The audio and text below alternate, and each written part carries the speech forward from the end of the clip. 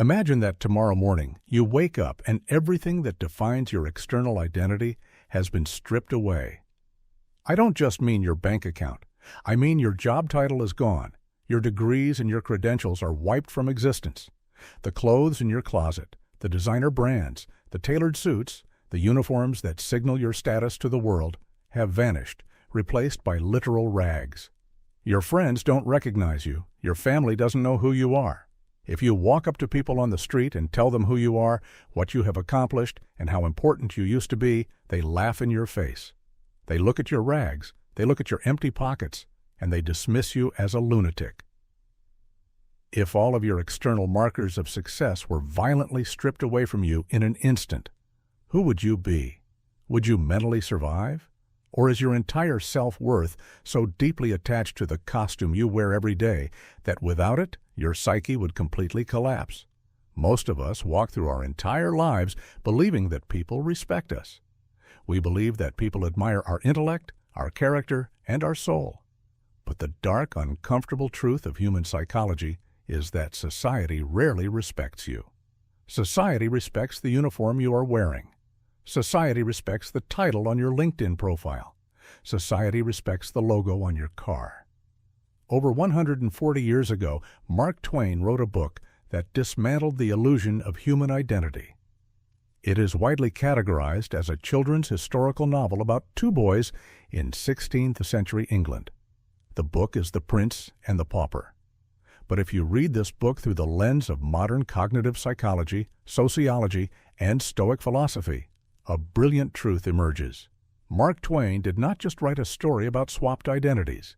He wrote a definitive, master-level textbook on the psychology of perception, the cognitive bias of the halo effect, the crushing weight of imposter syndrome, and the necessity of building an internal identity that no one can take away from you.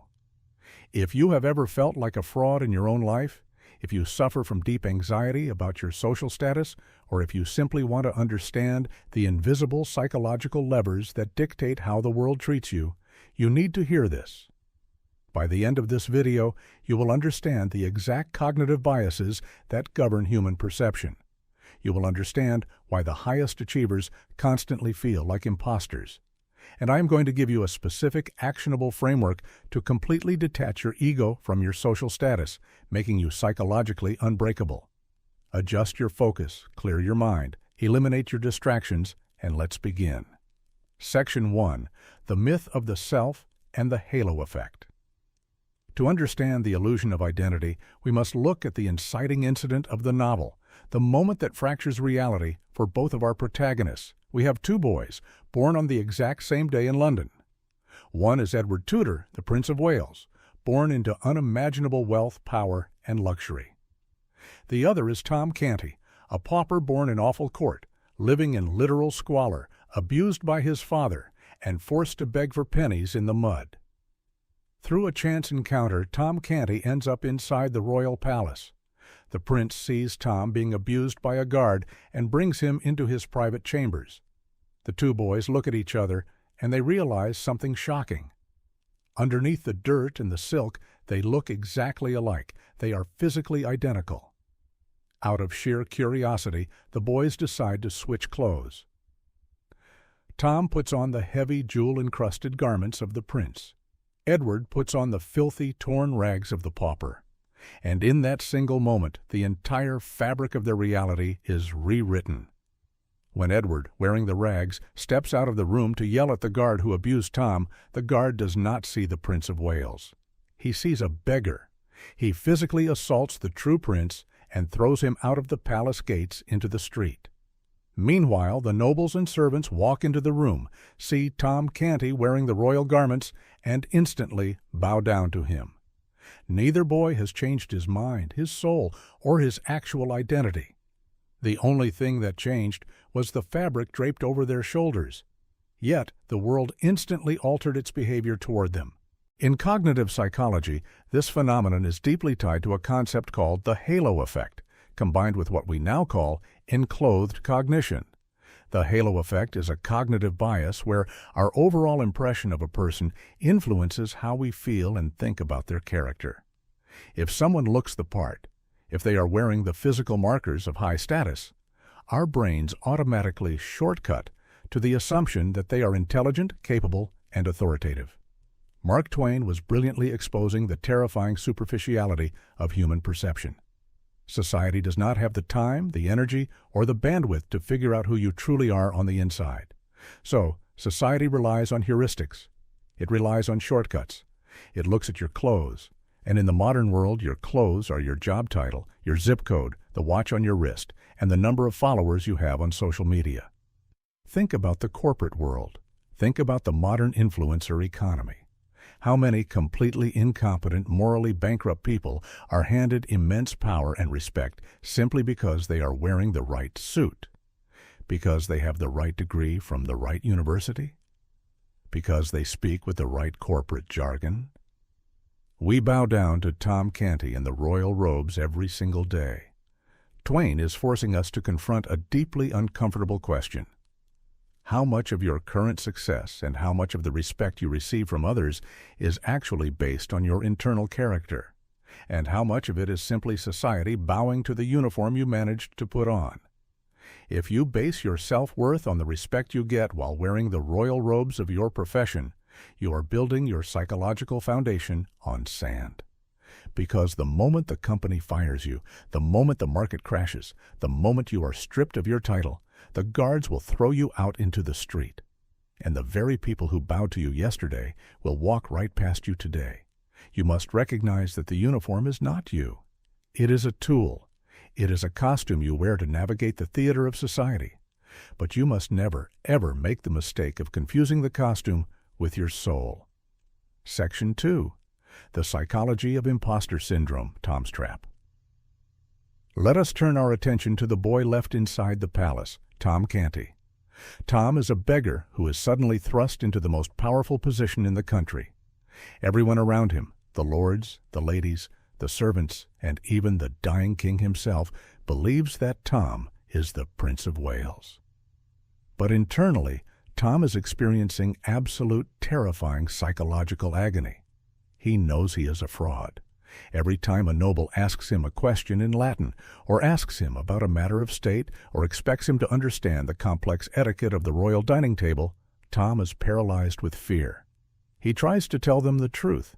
He says, "I am not the prince. I am Tom Canty of Awful Court." But the tragedy of cognitive bias is that people see what they want to see. The court assumes the prince has simply gone mad. They refuse to believe the truth because the truth shatters their worldview. So they force Tom to play the role. What Mark Twain is describing here is the most accurate, visceral literary representation of imposter syndrome ever created. Imposter syndrome is the psychological pattern in which an individual doubts their skills, their talents, or their accomplishments, and possesses a persistent internalized fear of being exposed as a fraud. Studies show that over 70% of highly successful people, CEOs, doctors, artists, and leaders, experience severe imposter syndrome. Why? Because, just like Tom Canty, we are all thrust into rooms, roles, and responsibilities that we feel entirely unqualified for. Think about the first time you were promoted to a management position. Think about the day you became a parent. Think about the moment you started your own business. Deep down, the voice in your head was screaming exactly what Tom Canty was screaming. "I don't know what I'm doing. I'm just a kid from the neighborhood. I have no idea how to be a leader, a parent, or an executive. If they look closely at me, they are going to realize I am a complete fraud." But here is the profound psychological secret that Tom Canty discovers, and it is the secret you must internalize if you want to master the modern world. As the days go by, Tom realizes something shocking. The adults in the room, the lords, the dukes, the advisors, are not nearly as smart or as infallible as he thought they were. He realizes that the royal court is just a group of ordinary, flawed, insecure human beings who are all pretending to know what they are doing. Once Tom realizes that everyone is essentially wearing a costume, his fear evaporates. He stops apologizing for his ignorance. He stops trying to convince people he is a fraud. He simply steps into the frame.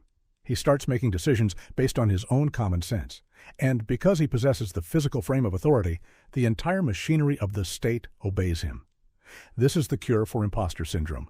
You must realize that the room full of intimidating experts you are sitting with is just a room full of grown-up Tom Cantys.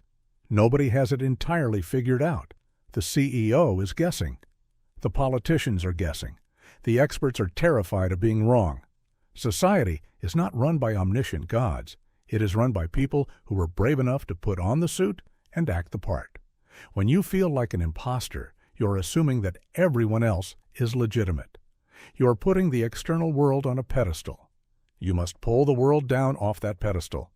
When you get the promotion, when you step onto the stage, when you sit in the boardroom, stop waiting for the imposter police to come and arrest you. You were given the robe. Put it on. Stand up straight. Speak with authority. The world will accept the reality you project. It is not fraud. It is the fundamental mechanism of human leadership. You become the role by acting the role. Section 3. The Stoic Test. The Prince in the Gutter. While Tom Canty is learning to navigate the psychological pressure of the palace, the true prince, Edward Tudor, is experiencing a psychological destruction of an entirely different magnitude. Edward is thrown out into the muddy, violent streets of 16th century London. He is wearing rags. He is starving. He is beaten by mobs, mocked by peasants, and forced to sleep in barns. But the physical pain is nothing compared to the psychological torment. Edward walks up to people, stands tall, and declares, "I am the Prince of Wales. Bow to me." The response? They laugh at him. They throw mud at him. They set dogs on him. Edward is experiencing a total collapse of external validation. For his entire life, his identity was reinforced by the environment. When he spoke, people listened. When he was hungry, food appeared.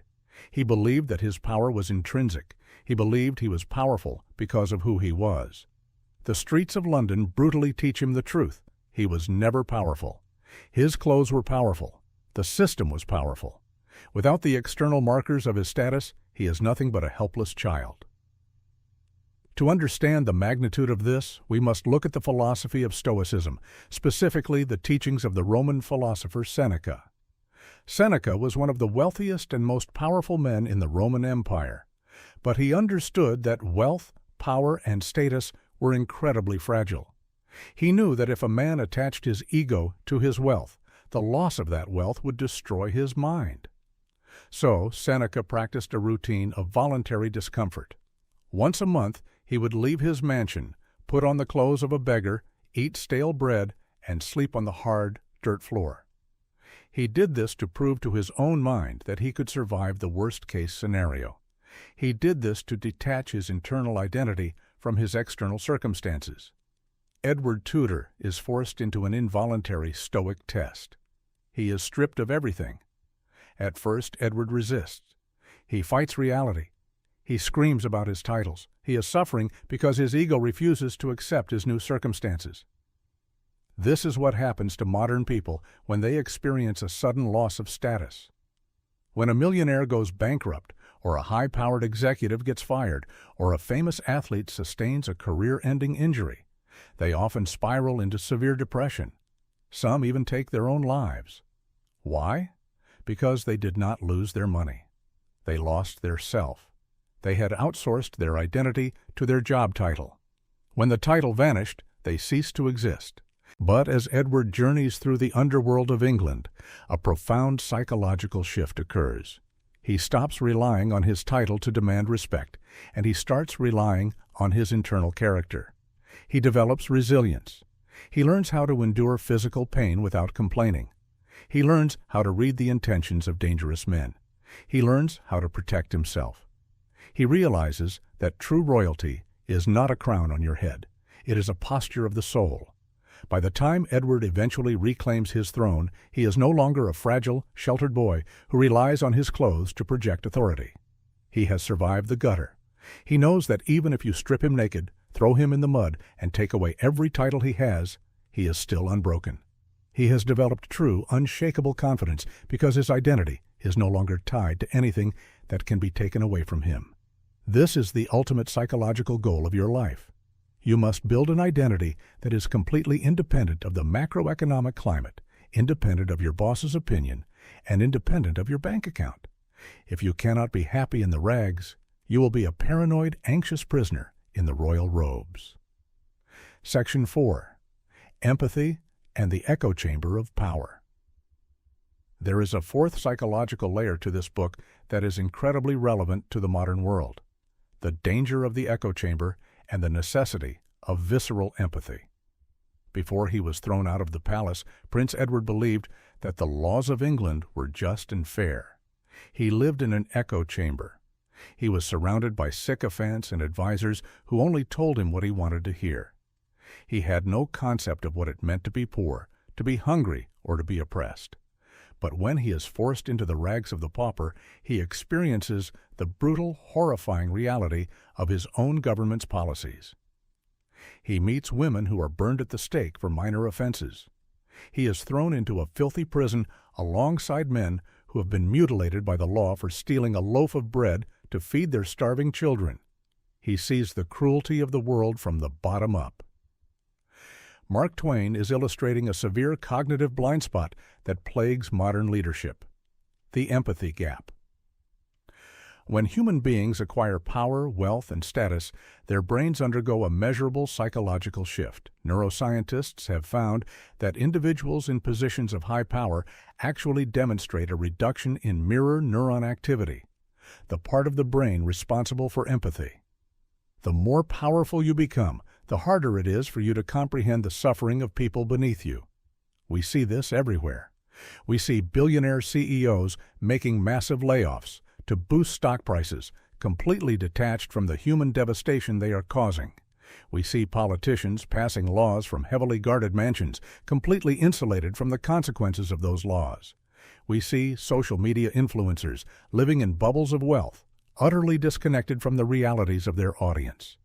When you live entirely in the palace, you become a tyrant by default, simply because you are blind. Edward's time in the gutter shatters his empathy gap. He is beaten by the law, starved by the economy, and abused by the system he is destined to run. He makes a solemn vow to himself that if he ever regains his throne, he will never forget the suffering of his people. He will rule with mercy because he knows exactly what the lash feels like on his own back. This is a critical lesson for anyone building a business, managing a team, or raising a family. You cannot lead effectively if you do not understand the reality of the people you are leading. You must intentionally step out of your echo chamber. You must speak to the people at the bottom of the hierarchy. You must expose yourself to perspectives that make you uncomfortable. If you are a manager, go do the grunt work of your lowest paid employee for a week. If you are wealthy, spend time volunteering in environments that remind you of the fragility of the human condition. You must break your own mirror neurons out of their coma. True leadership requires the authority of the prince, combined with the visceral, bleeding empathy of the pauper. Section 5. The Two Kings Protocol. Your Action Plan. We have analyzed the halo effect, the illusion of status, the cure for imposter syndrome, the stoic test of the ego, and the danger of the empathy gap. But consuming this psychology is useless if you do not apply it. Insight without execution is just entertainment. If you want to actually rewire your brain, detach your ego from your social status, and become psychologically unbreakable, you need a system. I have synthesized the psychological lessons of Mark Twain's masterpiece into a framework I call the Two Kings Protocol. This is a 21-day psychological challenge. If you execute these 3 steps over the next 3 weeks, you will fundamentally alter the way you view yourself and the world. Step 1. The uniform audit, detaching the ego.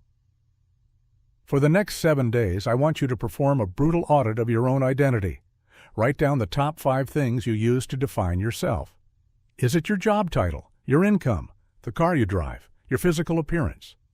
Now, I want you to visualize in vivid detail losing every single one of those things tomorrow. Visualize the market crashing and your business failing. Visualize the company firing you. Visualize the car being repossessed. If that visualization causes you absolute panic, it means your identity is a hostage to your environment. For the next week, you must actively remind yourself every single morning, I am not my job. I am not my bank account. I am the internal engine that created those things, and if they burn to the ground, I will build them again. You must separate the flesh of the prince from the clothes he wears. Step 2. The imposter reframing, stepping into the robes. For the second week, you are going to aggressively attack your imposter syndrome. Identify the one area of your life where you feel like Tom Canty in the palace. Where do you feel unqualified? Where are you shrinking to avoid being found out? For 7 days, you are going to completely drop the apology. You are going to assume the physical and vocal posture of the role you have been given. When you walk into the meeting, you will not qualify your statements with, I might be wrong, but. You will speak as if you own the room. You will act the part with such complete conviction that the environment has no choice but to accept your frame. Remind yourself constantly, the room is full of other people who are also just wearing costumes. Stop waiting for permission to be powerful. Put on the robes and rule your domain. Step 3. The voluntary pauper, the stoic recalibration. For the final 7 days, you are going to simulate the prince's journey into the gutter. You must practice voluntary discomfort to prove to your brain that you can survive it. Choose one thing that you consider a luxury necessity and completely eliminate it for a week. Take freezing cold showers. Sleep on the floor instead of your comfortable bed for 3 nights. Fast for 24 hours to feel true, visceral hunger. Wear your oldest, most unimpressive clothes in public and force yourself to sit with the discomfort of not looking successful. By simulating poverty, by simulating the loss of status, you inoculate your mind against the fear of it. You prove to your subconscious that your internal strength is infinitely more powerful than external luxury. You become unbreakable. The mind makes the monarch. Mark Twain did not write a fairy tale about 16th century England. He wrote a timeless, urgent warning about the fragility of human ego and the illusion of society.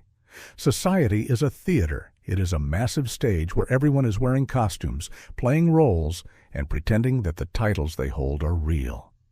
Society will try to convince you that your worth is dictated entirely by the fabric draped across your shoulders. It will try to make you a slave to the opinions of the crowd, terrified of losing your status and paralyzed by the fear of being exposed as an imposter. But you do not have to play their game. You have the power to look behind the curtain. You have the power to step into any role you choose with absolute conviction, knowing that the authority is not in the clothes but in the mind. You have the power to strip away your own ego, face the dirt and the mud of reality, and build an internal identity that no economic collapse, no firing squad, and no loss of status can ever touch. The clothes do not make the man. The mind makes the monarch. If this breakdown changed the way you view identity, status, and human psychology, hit the subscribe button and share this video with someone who is struggling with imposter syndrome or a loss of identity. Drop a comment below and tell me, what is the uniform in your life that you need to mentally strip off today?